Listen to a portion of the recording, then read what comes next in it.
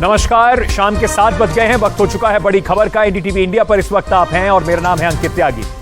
आज 3 बड़ी खबरें जिन पर बात करेंगे। सबसे पहले लंदन में राहुल गांधी के दिए हुए बयान पर एक बार फिर से आज सदन के दोनों सदनों को स्थगित करना पड़ा।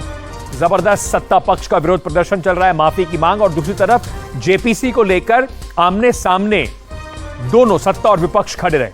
कब तक सदन का काम ऐसे ही स्थगित होता रहेगा, बड़ा सवाल है।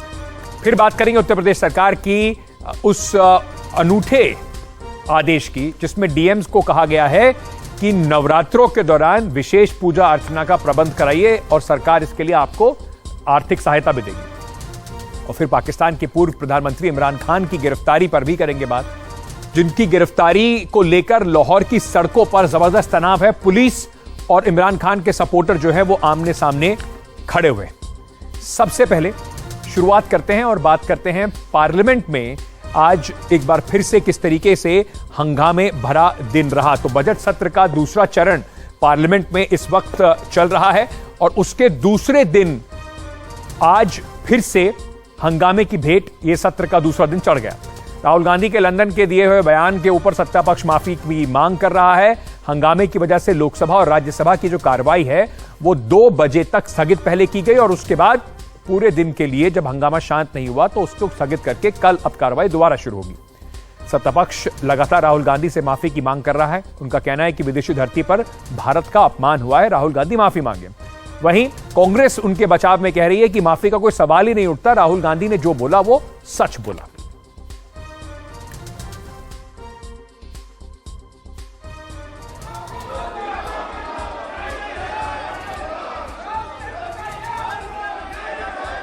माननीय सदस्य, मैं आपको फिर कह रहा हूं, तो क्या कोई तरीका निकल सकता है ऐसा कि सरकार और विपक्ष सदन को चलने में कुछ सहमति बन जाए?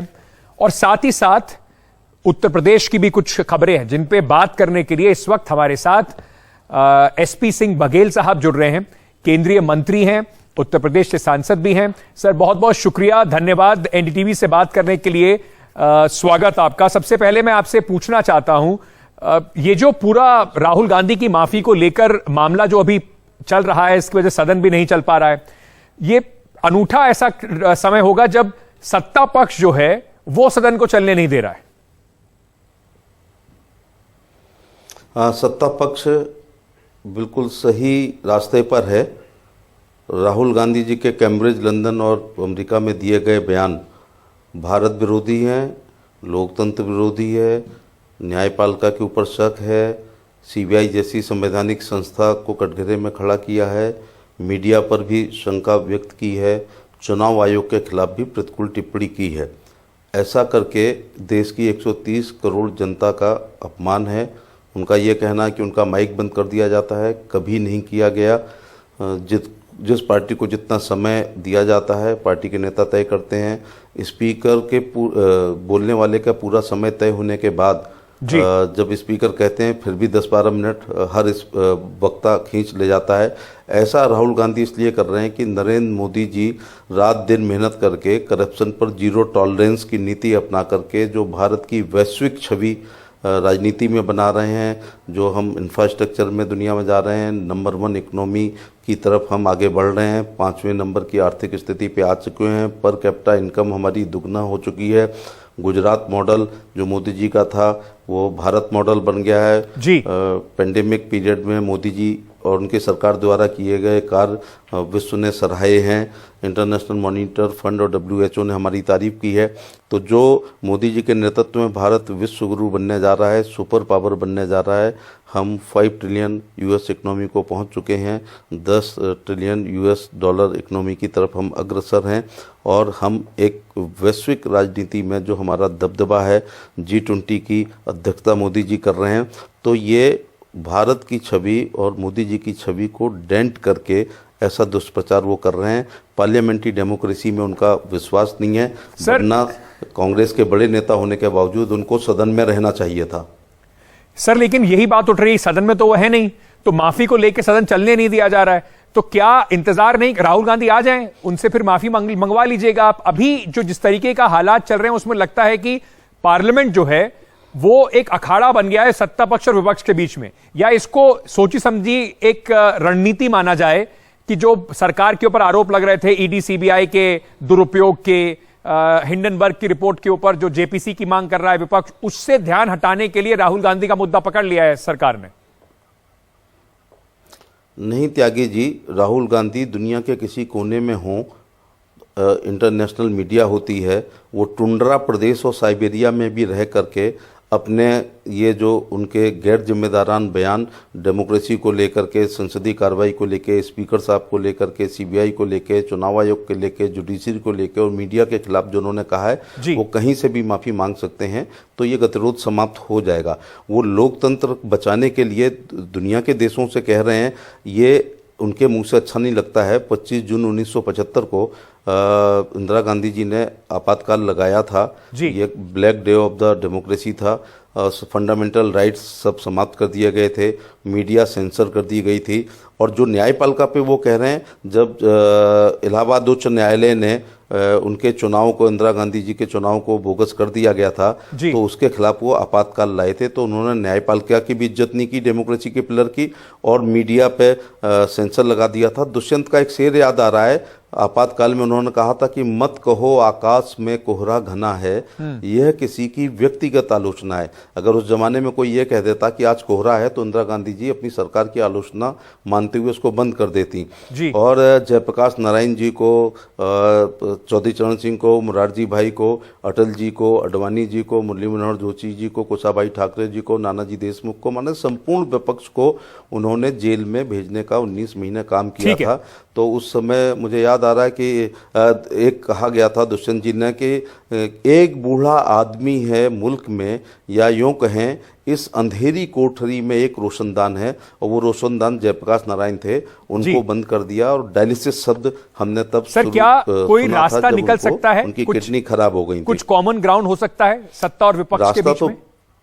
रास्ता तो बिल्कुल साफ है, और वो साफ ये है कि वो दुनिया के किसी भी कोने में हों, इस समय इंटरनेशनल मीडिया के सामने जो उन्होंने लोकतंत्र विरोधी, मीडिया विरोधी, जुडिशरी विरोधी, चुनाव आयोग विरोधी, सीबीआई विरोधी और स्पीकर विरोधी जो अपने बयान दिए हैं, उस पर वो माफी मांग लें। वो तो कह रही है कांग्रेस की सच बोला उन्होंने, और जो राहुल गांधी ने क्या गलत बोला वो कह रहे हैं। जब प्रधानमंत्री जाते हैं बाहर और कहते हैं कि 2014 से पहले इस देश के अंदर कुछ नहीं था, सब कुछ अभी हुआ, लोगों को बड़ा शर्म आती थी ये कहते हुए कि वो भारतीय हैं, तो क्या वो देश के खिलाफ नहीं था? वो देश की बेइज्जती नहीं थी? वो देश के खिलाफ नहीं है, वो एक तुलनात्मक अध्ययन था। मोदी जी तुलनात्मक अध्ययन करते हैं। हम 47 से 52 की बात नहीं कर रहे हैं, जो मनमोहन सिंह जी की 2 सरकार थी, 4 से 9 और 9 से 14। तो आप 4 से 9, 9 से 14 की 10 साल की और हमारे 9 साल की आप रेलवे की तुलना कर लें, पर किलोमीटर सड़क कितनी बन रही है उसकी तुलना कर लें।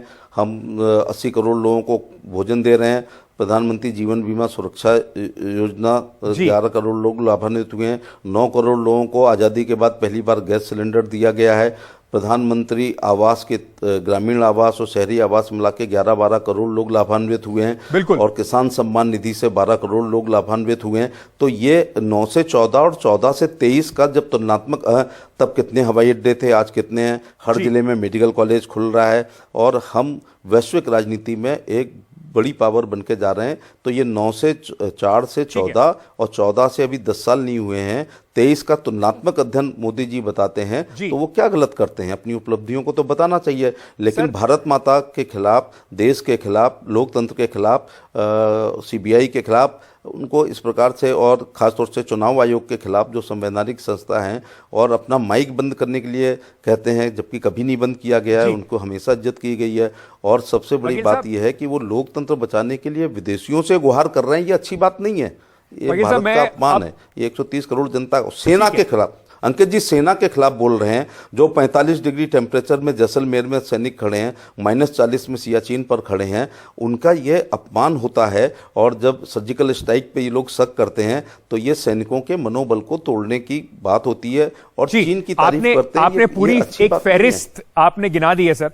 मैं अब आपका ध्यान थोड़ा उत्तर प्रदेश की तरफ ले चलता हूं। आप वहां से एमपी भी हैं, और आपकी सरकार जो है भाजपा की सरकार भी है वहां पर। अभी एक बड़ा हत्याकांड हुआ इलाहाबाद में, प्रयागराज में, उसके बाद सरकार ने कार्रवाई की, कुछ लोगों का एनकाउंटर भी हुआ और अब लगातार कार्रवाई उसके ऊपर जारी है।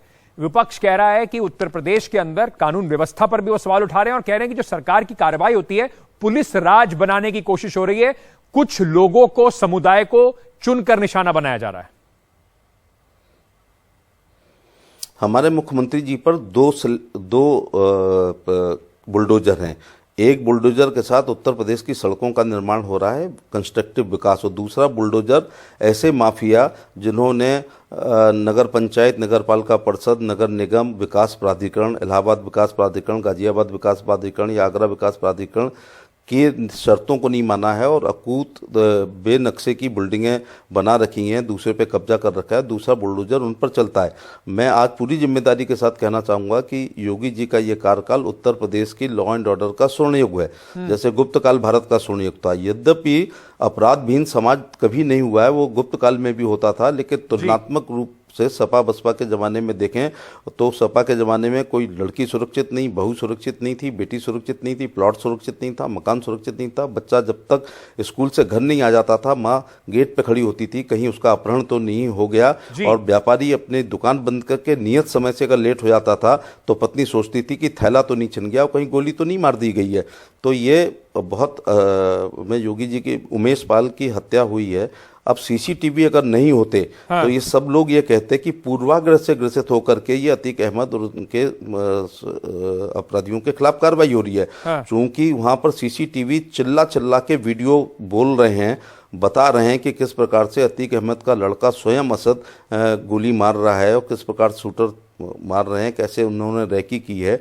तो ये अब तो ये क्रिस्टल क्लियर की तरह ये हत्याकांड है, जिसको उत्तर प्रदेश में बड़े सारे भारतीय जनता मैं पार्टी स्वयं के उमेश नेता पाल हैं, जी के यहाँ, वो कह रहे हैं कि इनकी भी गाड़ी पलट जाएगी। मैं तो स्वयं उमेश पाल जी धमकी दे के रहे हैं। यहाँ नहीं, मैं उमेश पाल जी के मृत्यु पर तीसरे दिन पहुंच गया था। इसके बाद मैं दोबारा शांति यज्ञ वाले 2 बार जाने का मतलब है कि हम लोगों के कैसे संबंध थे, और उनकी हत्या का मोटिव ये था कि राजू पाल अतीक अहमद के भाई के खिलाफ चुनाव लड़ करके चुनाव जीत गए और उनकी पत्नी पूजा पाल की मेहंदी के रंग भी नहीं छूटे थे और इनके भाई ने उसकी हत्या कर दी थी, जो मुकदमा चल रहा है जिसमें उमेश पाल चश्मदीद गवाह हैं। इसलिए मोटिव ये था। फिर वो गवाही ना दे सकें इसलिए उमेश पाल का अपहरण अतीक अहमद और उनके साथियों ने किया था, जिसका धारा 363 366 में जिला एवं सत्र न्यायालय प्रयागराज में मुकदमा चल रहा है, उसमें सजा ना हो जाए इस उद्देश्य के साथ उनकी हत्या की गई है। इसलिए गाड़ी पलटना कोई शब्द नहीं है, एनकाउंटर भी कोई शब्द सीआरपीसी, आईपीसी या सीपीसी या पुलिस रेगुलेशन में नहीं है। मैं 10 साल पुलिस में नौकरी करके आया हूं।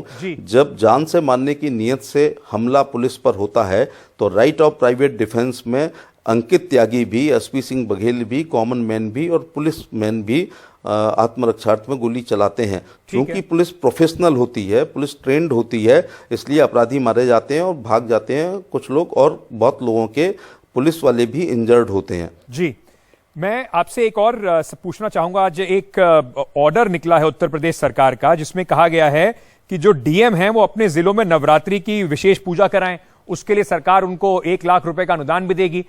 उस पर अखिलेश यादव जी की टिप्पणी आई है, कह रहे हैं रामनवमी पर जो 1 लाख रुपए दिए जा रहे हैं वो प्रस्ताव का स्वागत करते हैं, पर ये कम से कम 10 करोड़ दिए जाएं ताकि सभी धर्मों के त्योहारों को मनाया जा सके। भाजपा त्योहारों पर फ्री सिलेंडर दे और इसकी शुरुआत रामनवमी से करे।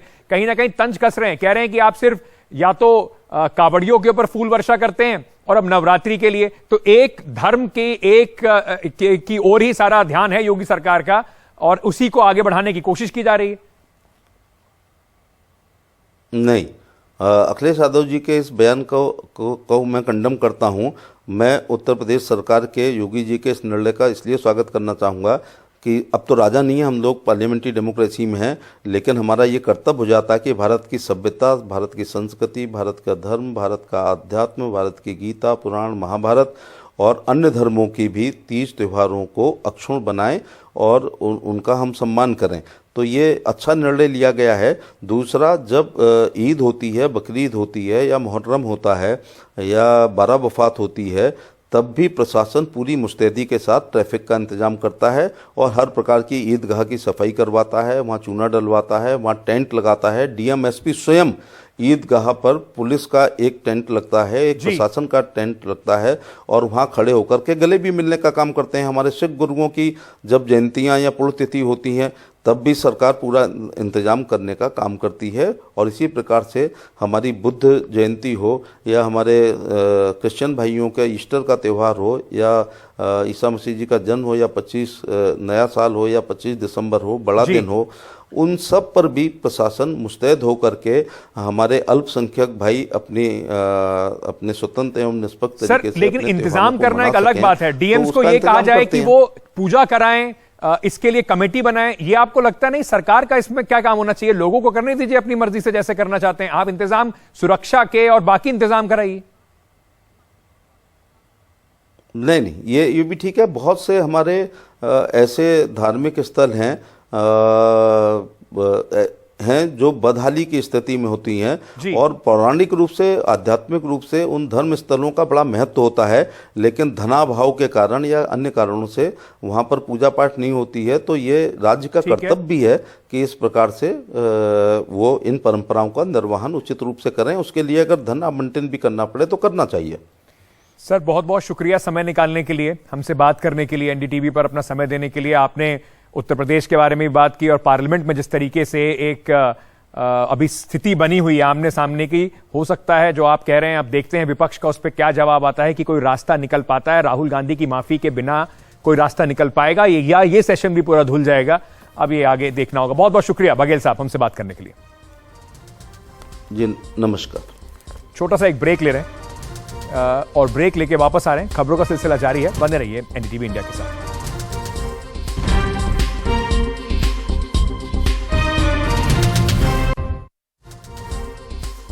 ऑस्कर्स में कल भारत का डंका बजा और उसका जो असली स्टार निकला है वो निकला है ये जो आप हमारी तस्वीर पर देख रहे हैं ना, हाथी रघु। ये एलिफेंट विस्परर ऑस्कर अवार्ड जीतने वाली जो शॉर्ट डॉक्यूमेंट्री है उसमें ये जो हाथी आप देख रहे हैं रघु, इसको दिखाया गया है और इसके साथ साथ इन दोनों को दिखाया गया है, उस कपल को दिखाया गया है, उस जोड़े को दिखाया गया है जो उसकी देखभाल कर रहे हैं। अब तमिलनाडु के मदुमलाई थेपुकाडू एलिफेंट कैंप में इस हाथी को देखने के लिए, एलिफेंट विस्परर्स के बाद जब इसको ऑस्कर मिल गया, देश विदेश से लोगों का तांता लगा हुआ है। लगातार यहां पर लोग आके इस नेटफ्लिक्स डॉक्यूमेंट्री में, इन्होंने इसको पहले देखा, अब ऑस्कर्स मिलने के बाद बहुत सारे लोग आके रघु को देखना चाहते हैं।